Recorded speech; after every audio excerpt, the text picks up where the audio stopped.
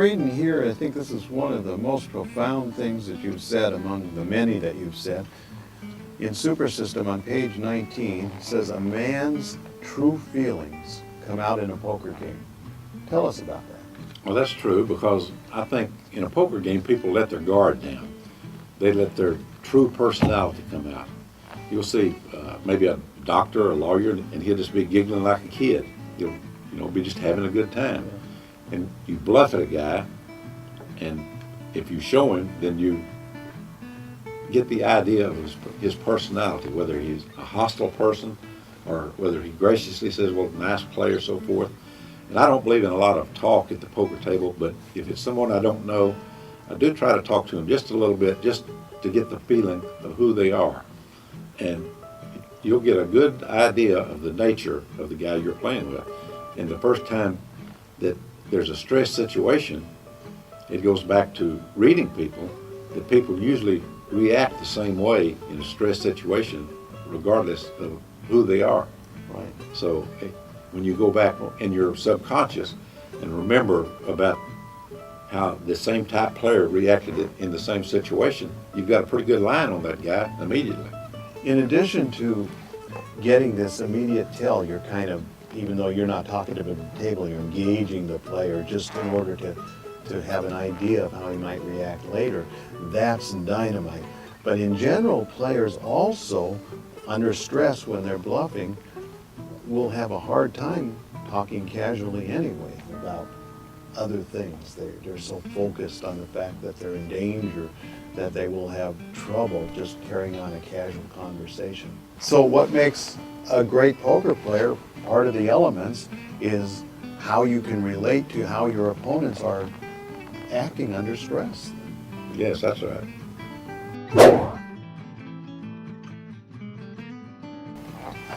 You know, more money is lost by players trying to get even in a poker game than you can possibly imagine. There is nothing magical about getting even. It's a long poker game. It will go on for years and years and years, and getting even for the night should not be your goal. It can be very destructive.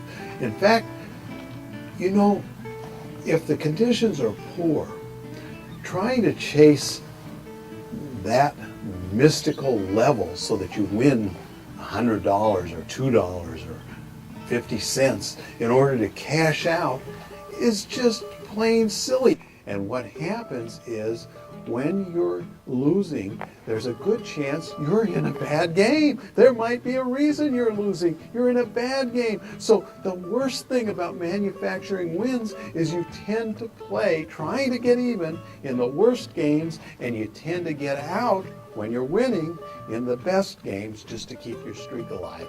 Do not try to get even. You know what? You're already even. It never matters. You're always where you are.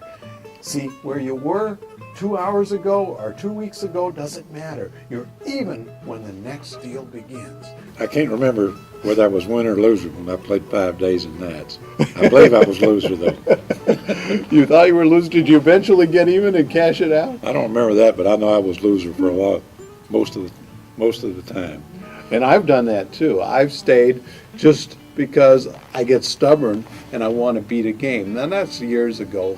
Actually, I think most of us when we're younger are more reckless and we're more willing to put that energy in, but it becomes a goal.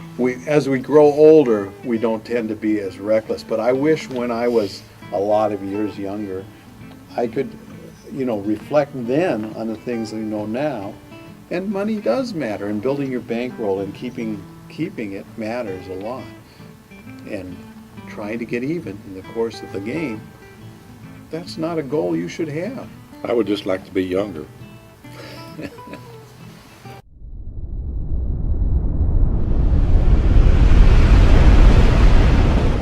I'm the mad genius of poker, Mike Caro.